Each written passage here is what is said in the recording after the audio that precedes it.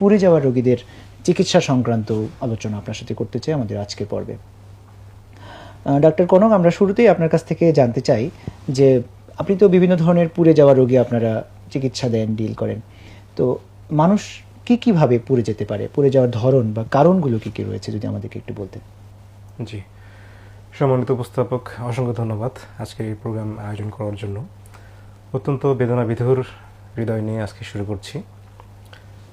পুড়ে যাওয়া, জি, পুড়ে যাওয়া বলতে বর্তমান সাম্প্রতিক সময়ে আমরা আমাদের কাছে সবার সামনে যেটা পরিষ্কার, মূলত একজন মানুষ যদি পুড়ে যায়, এটি সাধারণত আগুনের মাধ্যমে সে পুড়ে যেতে পারে।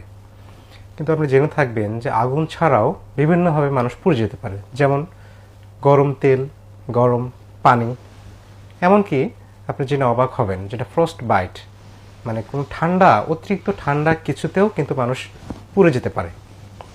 এছাড়া পোড়ার ক্ষেত্রে আমরা বর্ষাকালে যে বজ্রপাত হয়, বজ্রপাত বা থান্ডার স্টর্মে কিন্তু মানুষ পুড়ে যায়।